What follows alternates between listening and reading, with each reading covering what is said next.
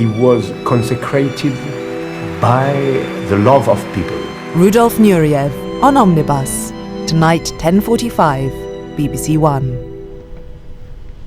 First on BBC One, crimes to solve in tonight's Crimewatch UK.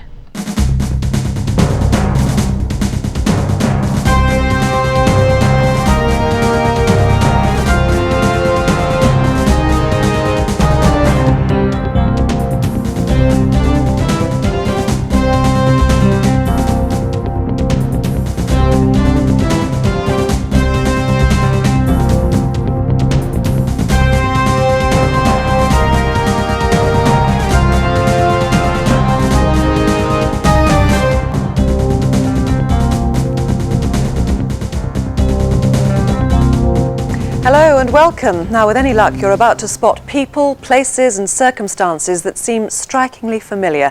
1 in 5, every 5 Crimewatch cases leads to a conviction as a direct result of viewers' call, and some of them are among the nation's toughest crimes to crack as well.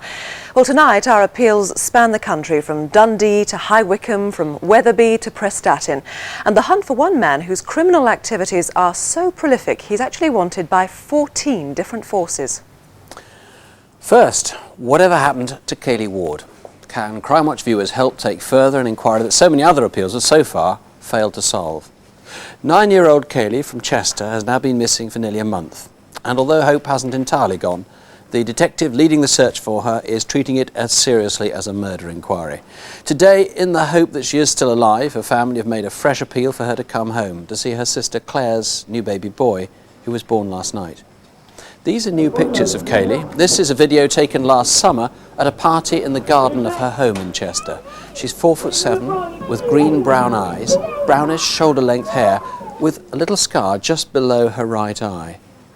Now, let me quickly remind you of what's known. In the week before Christmas, on Thursday the 19th of December, Kaylee went off to do an errand for a family friend. At about 6 p.m, with £2 in her pocket, she set off for the local chip shop in Garden Lane near the city centre. But 45 minutes later, she was seen in another local shop, and she then went back there about an hour later. And that's it. She's not the sort to run away. There was no row, no hint she might wander off. If you saw Kaylee that night, or if you've seen her since, or if you know of someone who might have been in touch with her, please call right now. 0500 600 600. It's a free call, or contact the incident room on 012 44 613 131. That's Chester 613 131. A highwayman went out with the 18th century. The chances of being hijacked on the road today seem more remote than being struck by lightning. So when a truck driver was tootling up the A20 through Kent at 5 o'clock one morning, he thought nothing much about a car that drove doggedly in front of him. But he was about to be caught up in an ambush that ended with a dramatic intervention by passers-by. Roger, bring that down on bay 2, please.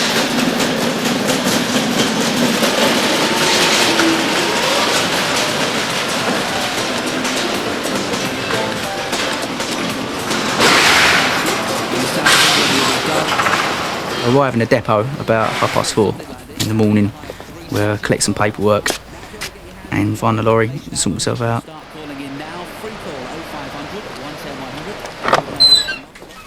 Morning, Paul. All right, Jim. Group 62, my friend. A quiet day for you. Cheers.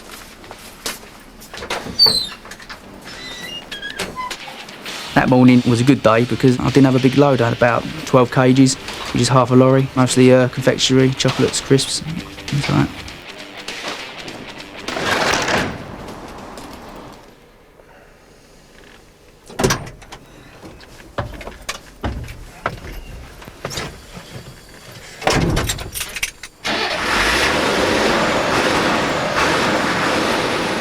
I was the first out. Left the depot at 5 o'clock in the morning.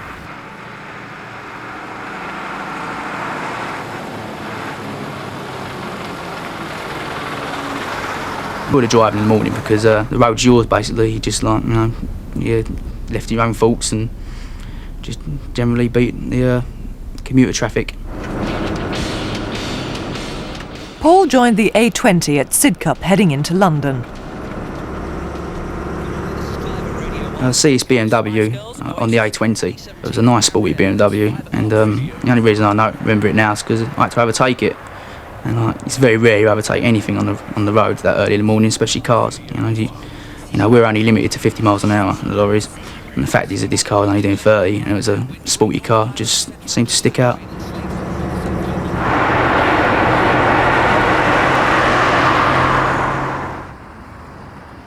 That car was a silver blue 3 Series BMW which had been stolen the night before in central London. I had to overtake it, and then he caught me up after the A20, and from there he stayed in front of me. I just thought he was lost. It was just, you know, just cruising about. Coming into London at Lewisham Way, the vehicles stopped together at the junction with Chardelot's Road.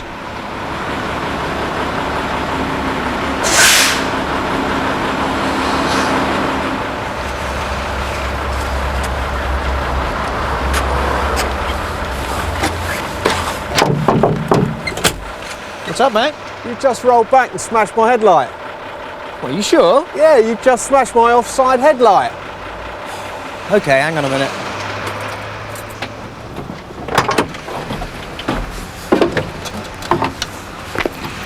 Paul had been tricked into inspecting a red Astra that had pulled up behind him.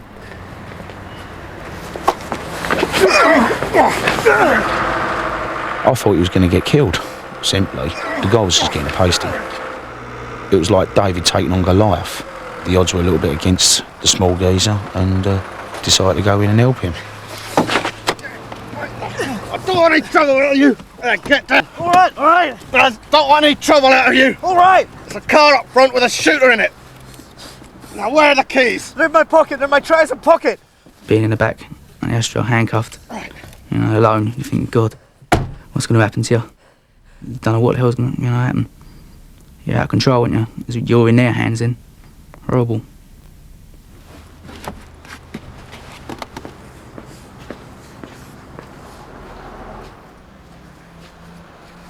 What's going on? It's all right, mate. It's been a bit of a knock-up. Bloke got a bit mouthy, but it's sorted. Hey, it looked like you were giving him a bit of a thrashing. Leave it, pal. Right. The larger of the two blokes there was built like a brick outhouse, and that's when I decided I needed something to sort of defend myself, back myself up. As I drove through the lights, there's a number of vehicles in front of me. I suspected there'd probably been an accident. Something wasn't right. It didn't appear to be a normal accident. What's going on? And I just saw this chap being chucked in the back of a car. Stopped to see if it's all alright. What's up? Nothing, all right? There's been a bit of a knock-up, but it's all sorted. Was anyone injured? No one's injured, mate. Look, we're just taking the details in the back of the car. You can just leave us to it. He was about 6 foot 2 inches tall, 17 and a half stone.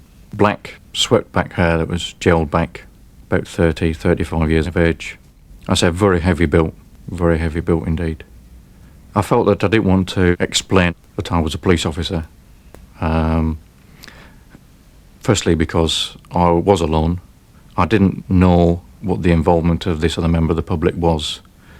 I felt that they possibly were armed, be it either with knives or firearms. It was better to observe.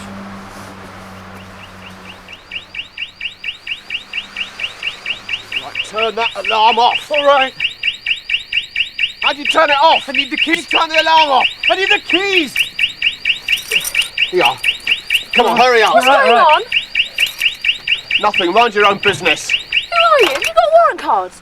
No, get lost. The man I was talking to, about 6 foot tall, 35 to 40 years, quite muscular build, oval type face and fair hair. Look, just clear off. I thought like there's something wrong here, but I didn't know what. So I grabbed hold of the keys and went to get police assistance. Get in the car. Get out of here. I thought, my God, this is amazing. She's an absolute angel, brilliant. I just wanted to get out, run as fast as I can, just get away, from these people. The red Vauxhall Astra drove off at speed, followed shortly afterwards by the BMW, which went through the traffic lights, straight on down Lewisham Way towards New Cross one-way system. Well, Jim Syrett, that robbery was foiled, thankfully, but the BMW was used later, wasn't it, in another robbery? Yes, the same BMW was used in an armed robbery at the West Norwood branch of the Abbey National Building Society on the 16th of December. It was abandoned shortly afterwards, having been used as a getaway car. So the car has actually been returned to its rightful owner now, so you don't want to know where it is now, but you do, of course, want to know where it was between the time it was stolen and, of course, when it was abandoned. That's right. I believe if we can trace the movements of this BMW between the time it was stolen, which was on the 27th of November in central London, and the time it was abandoned in South London on the 16th of December, will give us a key to the identity of the two men. It's a silver blue 3 Series BMW, and the registration number is M817PWL. And that number plate didn't change at all, did it, over the span? Now, we've had a description of the men. Remind us again what they look like. Well, the first man who knocked on the cab of the lorry was described as between 35 and 45 years of age, quite muscular build, about 6 feet tall, with fair, straight hair. He spoke with a southern accent. The second man was described as 30 to 35 years, very heavy build, 6'2", with swept back black hair. One of the witnesses described him as looking a little like a young Robbie Coltrane. He also spoke with a southeastern accent. The men claimed they had a gun, but no witnesses saw it. Now, as we saw, it was thanks to the intervention of those witnesses that robbery was foiled. This wasn't exactly an out-of-the-way place for something like this to happen. Do you think other people may have seen what happened as well? Yes, even though it's 5:30 in the morning, it is a busy road at that time of day, and we know that there was somebody in a green Japanese-type saloon car, drew up and looked and then drove away, and we'd like to trace that person. And also somebody who was driving a white car, possibly a Vauxhall, who gave a lift to the lorry driver, the victim, back to Deptford Police Station to report the matter. Well, Jim Syrett, thank you very much. So were you in or around Lewisham Way at about 5 a.m. on Friday the 29th of November? There is a reward, a substantial reward here. Here's the free call number to call. It's 0500 600 600. Keep trying because you will get through to us right here in the studio. 0500 600 600. Or if you prefer, you could go straight to the incident room at Lewisham, and they're on 0181 690 1212. That's 0181 690 1212. And now to Detective Constable Jackie Hames, making her first appearance with us since the birth of her baby Annie. Though with two rather unpleasant cases to talk to you about.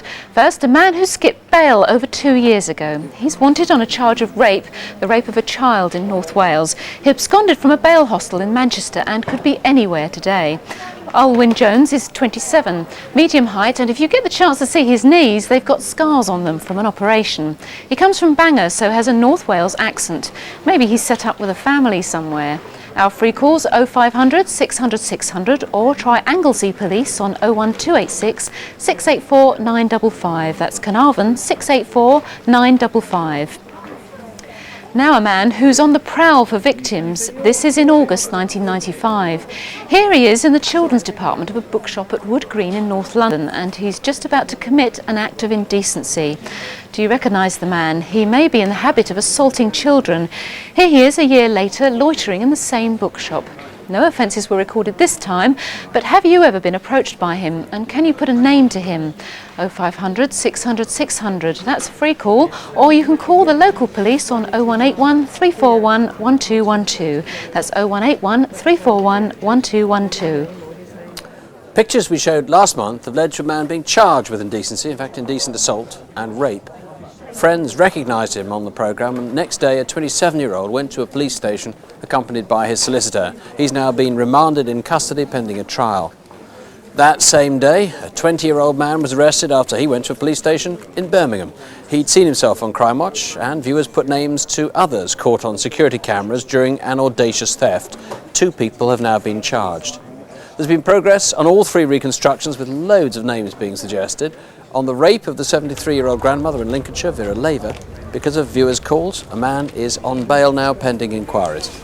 And detectives say they are delighted with their appeal on Caroline Glacken, the schoolgirl murdered in Dunbartonshire. They've had what they call an excellent response from Crimewatch. They're still sifting through a mass of information. Finally, it looks like there's been a breakthrough on one other case because of viewers' calls, but while inquiries continue, we can't say more. Now testament to some eagle-eyed bank staff. You may be aware that plastic card crime is coming down fast, and part of the reason is that cashiers are now more on the alert for it.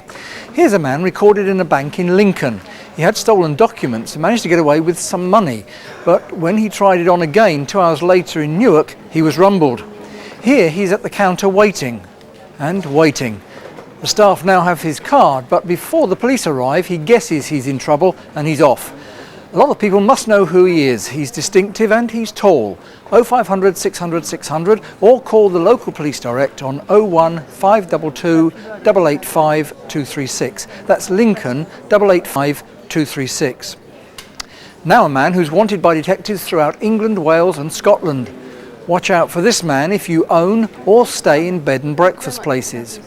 John William Hogg has an unpleasant habit of booking in under various names to go on stealing sprees. He takes wallets, checkbooks, in fact anything he can get his hands on. And watch out for him in banks, shops and building societies where he'll try to con you with the cards or cheques he's stolen. We know who he is and that he drives a beige Peugeot. But where is he tonight? That's 0500 600 600 or call the local police direct on 01793 507 999. That's Swindon 507 999. Once you find a sex offender, you can often clear up a lot of different cases. Their behaviour is sometimes an addiction. And in our next case, at least 2 different offences have been linked by DNA, perhaps 2 of a much wider sequence of disturbing crimes. The linked episodes are a year apart. They're separated by 20 miles. Both took place in northeast Wales.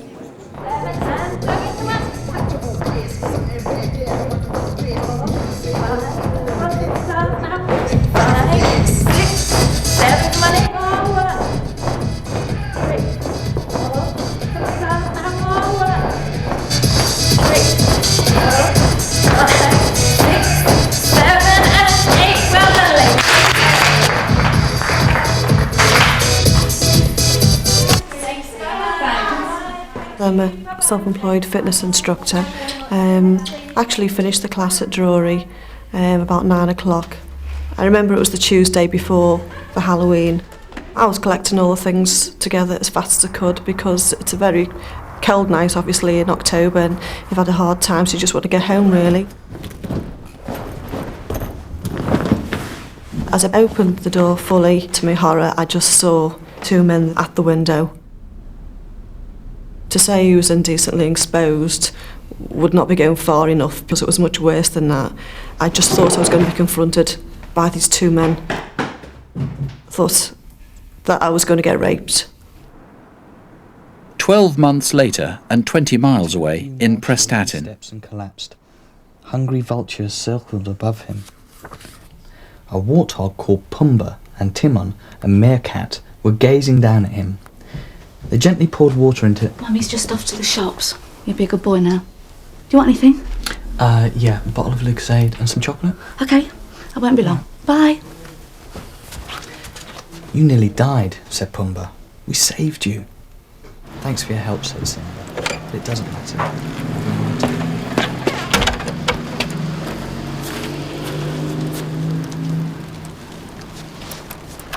I used to go to the gym, but I sort of stopped doing that, so I thought exercise, nice walk to the shop, fresh air. It relaxes me after a tense day, just something I enjoy doing.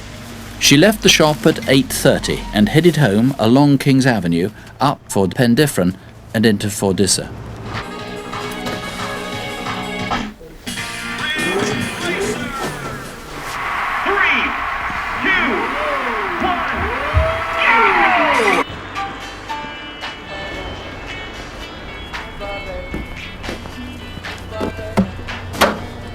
Who were these 2 girls sitting by the phone box? I was on the phone to my girlfriend when I noticed the 2 girls pull a peculiar face, and I noticed a girl walking past. A few seconds later, there was a sudden reaction from both girls. I could see a guy who had walked practically into them. The first thing that struck me was that the guy looked ill. He was 5'8" to 5'10", 40 to 45 years old. He had prominent eyes, very thin face. He had on a fold-away canvas type hat. I watched him then walk towards St Andrew Drive behind the girl that had walked past.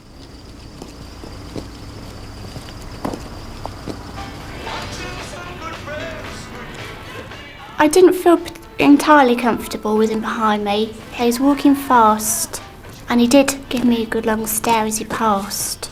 But since he went step into the flats, I didn't particularly think anything else of it.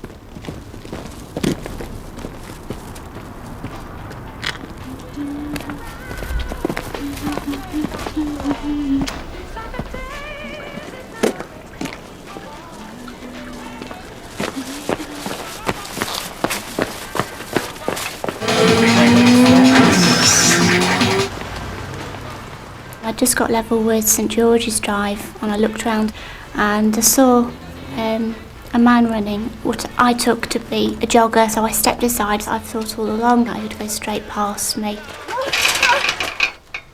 It felt so bizarre that this was happening that I actually I wondered if it was a joke.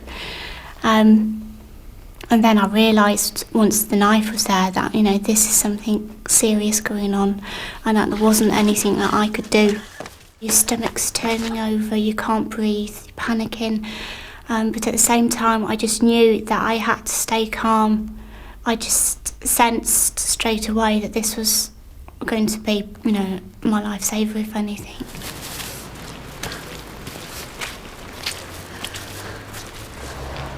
He had wiry hair that came down to his ears. It was quite long and had that musty smell of he'd not washed properly.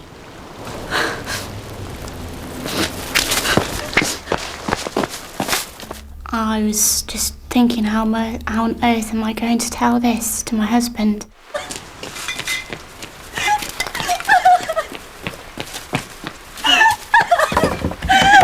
As I got to my door, I just realised that, you know, I'm going to have to put this into words, and it made me realise that I had been raped by actually having to tell somebody else. Gareth, Luke, a terrible progression every year from indecency to rape, and of course the fear must be that a lot of other incidents have happened during that period. Well, since the 1995 incident, we've had a number of incidents of indecent exposure in the Prestatyn area, some of them at aerobic classes.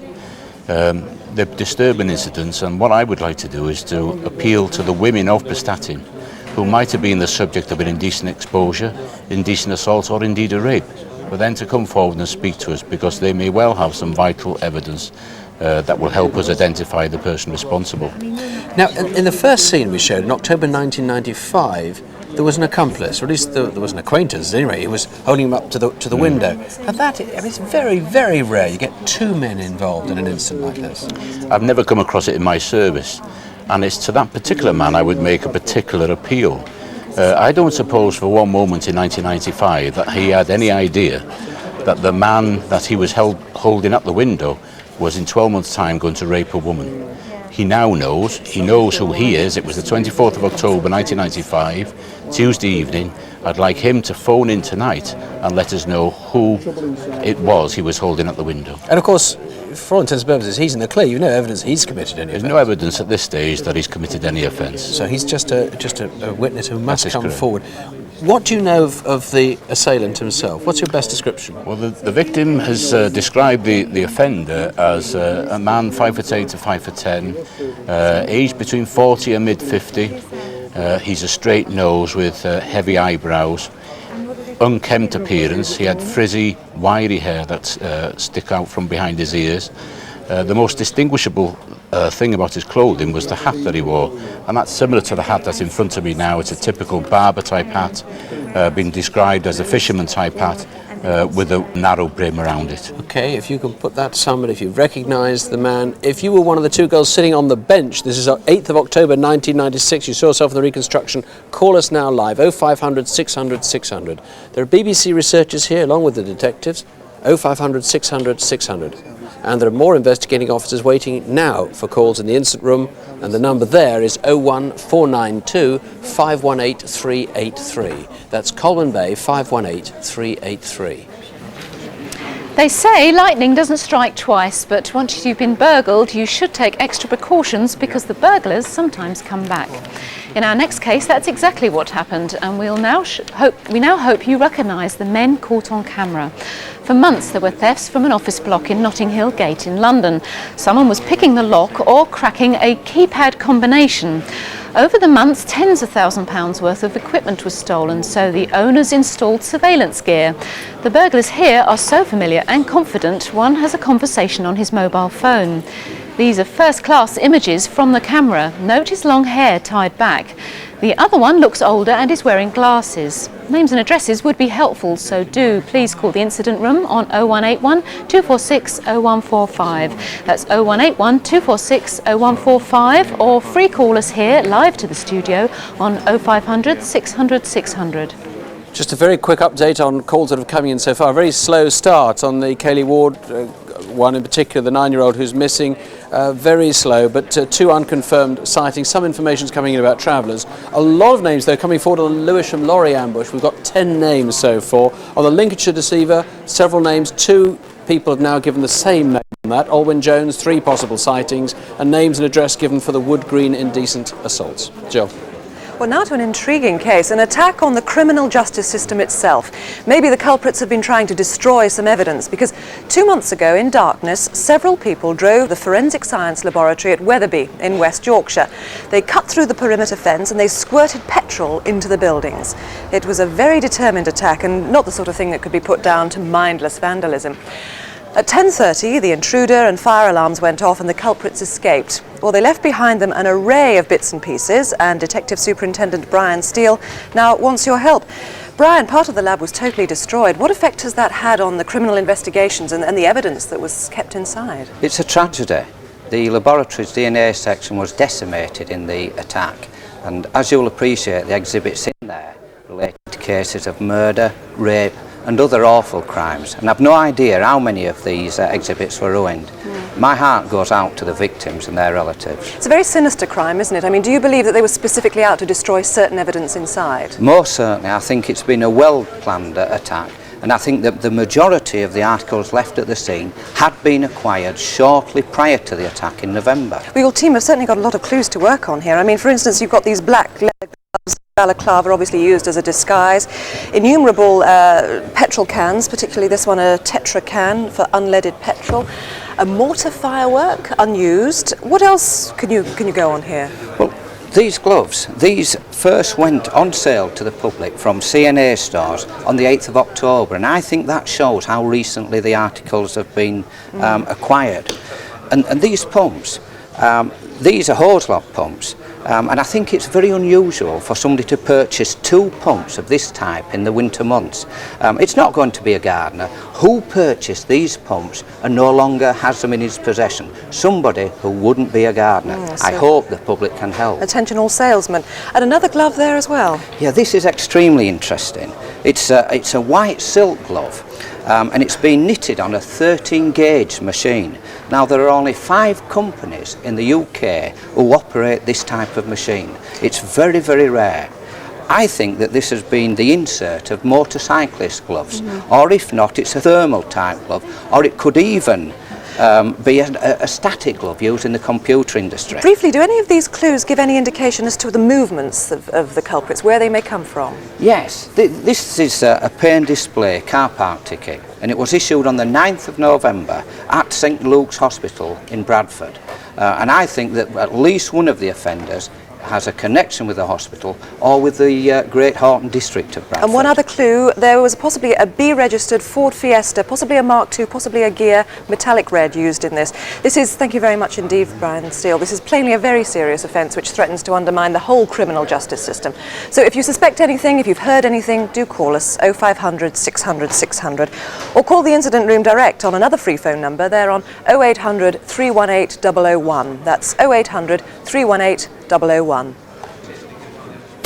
Now several pictures of the same man. Here he is stretching by a petrol pump, and here he is again, this time with a large hold haul. He's Gary Gallagher, aged 32, from Tyneside. He's 5'10", with, as you can see, receding hair. He's wanted in connection with inquiries into a conspiracy to supply a very large quantity of illegal drugs.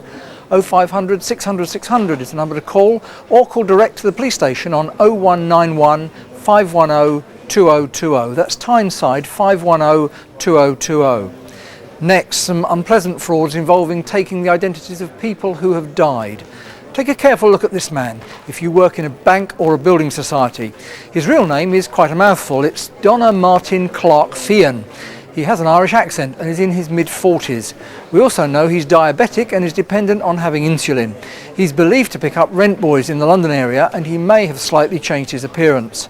0500 600 600 or call 01273 665 542. That's Brighton 665 542. Crimewatch prides itself on meticulous accuracy, but there are some things we can't always get right. One is turning winter into summer. Last August was an armed robbery at a bank in the centre of Dundee. But by the time police called us in to make a reconstruction, sunshine had given way to sleet and snow. What follows, therefore, is completely out of season. But in every other respect, it's factual, with events as they occurred, the real locations, security video, radio messages, and many of the actual witnesses.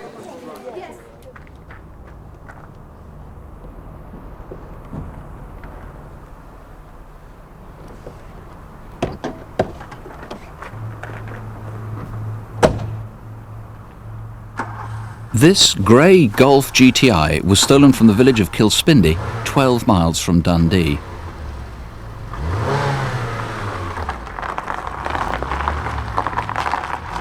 That same night, 9 miles closer to the city, in the village of Inchur. It was bad luck for the car thief that a party had just ended. Well, it was about 3:15 in the morning, and I heard a car starting up outside and the engine revving loudly. I thought it was really strange for that time in the morning. I went out to the door and saw a man at my neighbour's blue Astra. He was late teens, early 20s, about 5'6" tall, with very gaunt features.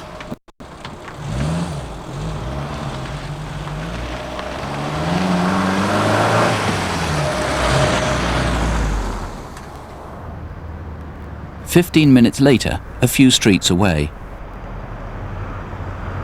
A group of friends and myself had been at a nightclub in Dundee. We got into a taxi and we came home to Inchur. Taxi dropped us off at the start of Meadowview Drive. As I got out the taxi, I saw two cars heading along Meadowview Drive. One was a blue Astra and the other car was a silvery colour. The Astra came into my cul-de-sac and did a 3-point turn, which I thought was strange, because anyone that knows the village knows not to come into my street when leaving the village. As the car passed me, I looked in and saw the driver. I would say he was late 30s, early 40s. He had dark hair and a heavy moustache. He appeared to be the only man in the car. It's now 5 a.m, even closer to Dundee along the A90. A car had drawn up on the slip road to the Bullion Field service station, just out of range of the video cameras on the forecourt. But the occupants were caught on video. The one on the left is in his late 30s with dark hair and a moustache. His companion is late teens or early 20s with short dark hair. The pair bought sweets and drinks, enough to keep them going through a long wait. And then a third man appeared. Was he with them? He's also late teens or early 20s, and he bought 2 different brands of cigarettes.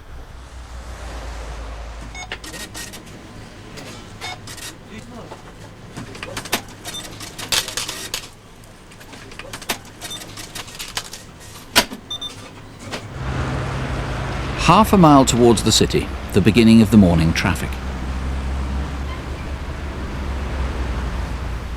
I was on my way to work on Friday morning at 10 to 7 when I noticed a blue Vauxhall Astra car in the lay-by beside the Swallow Hotel. I thought it was a strange place to park at that time of morning, and I noticed that there were 3 men in the car parked there. Scientific evidence suggests a Volkswagen Golf had also been parked here, Did you notice them early on the 9th of August?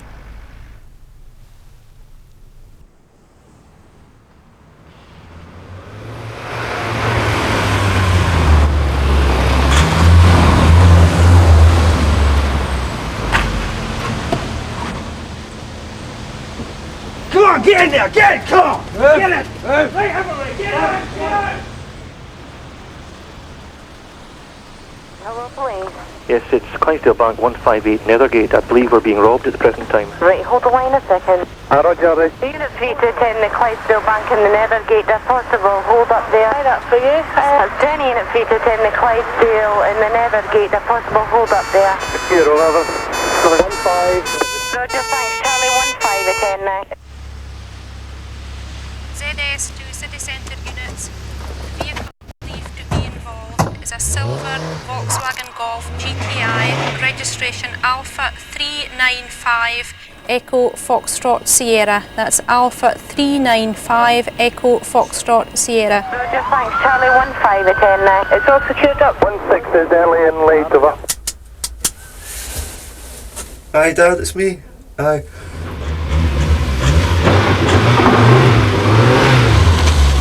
This weekend. Hang on, there's something shady going on here.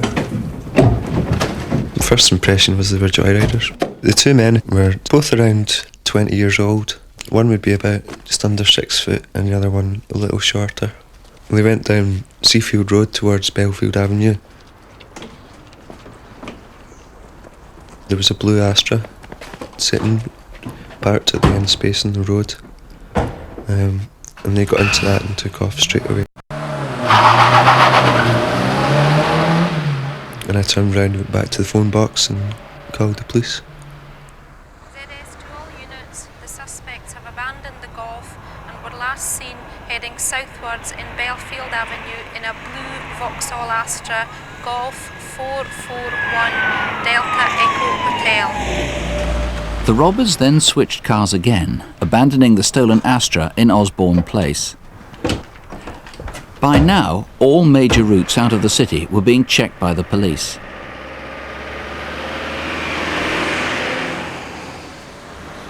But whose was the car, a red hatchback, that seemed to be avoiding the roadblocks? At any rate, it took a turning off the Perth Road.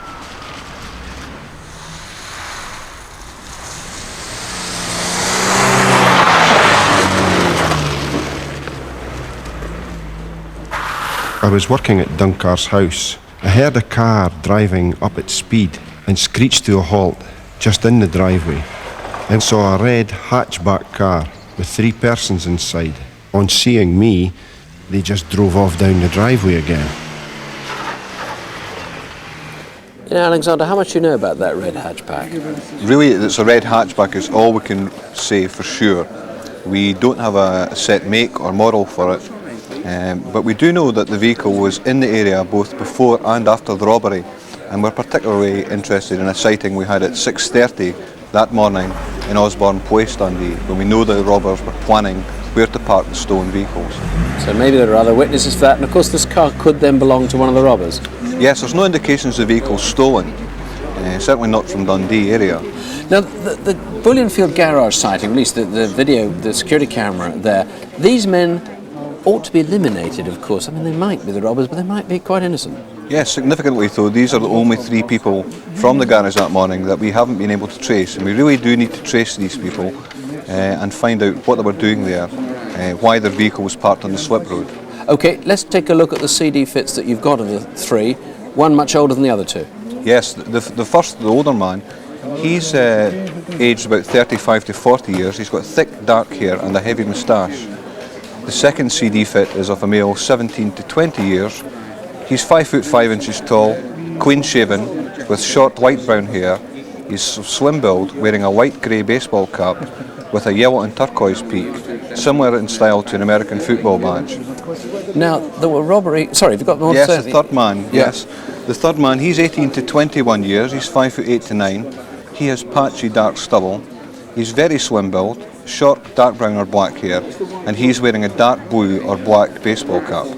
£15,000 reward, but you haven't heard a lot from the criminal fraternity in Dundee. No, that's quite surprising with such a large reward.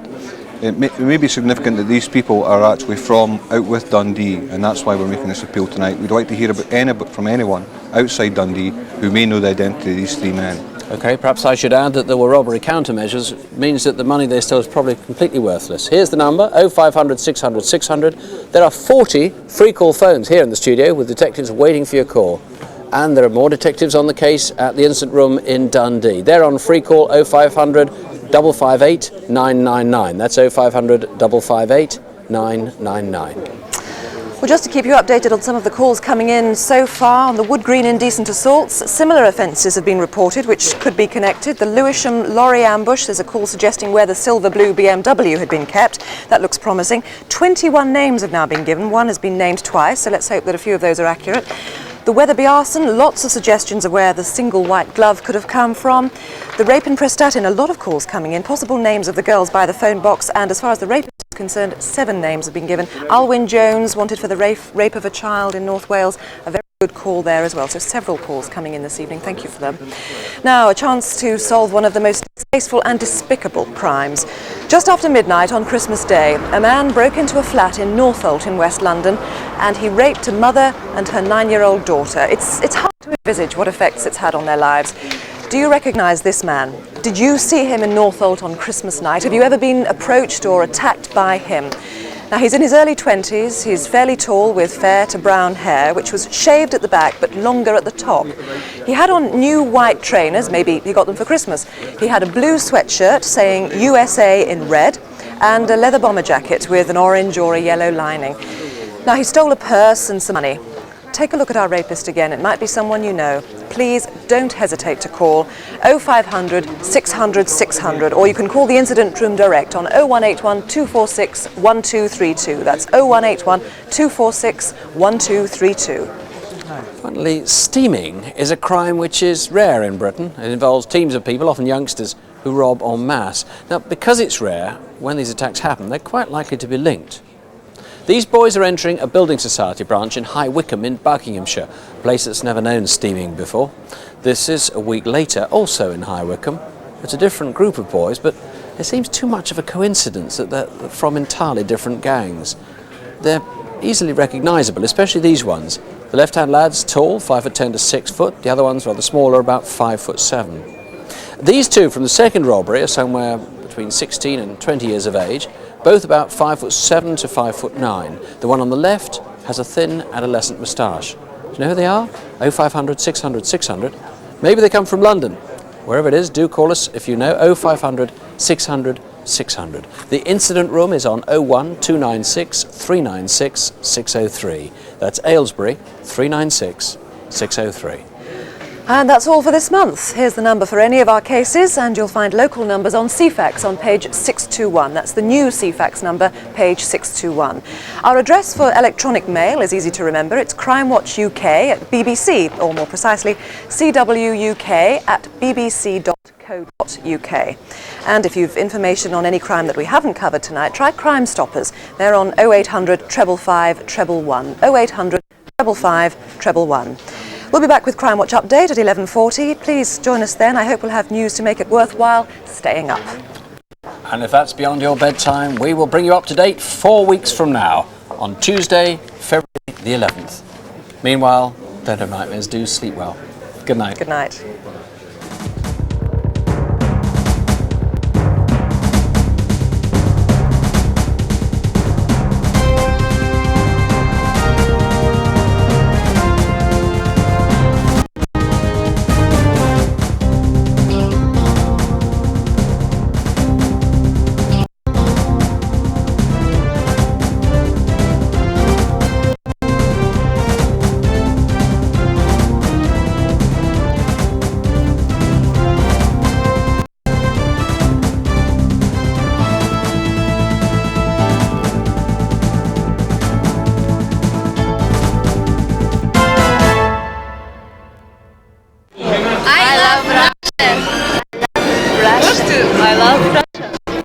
Recruits. From Russia. They must be quite clever, good looking.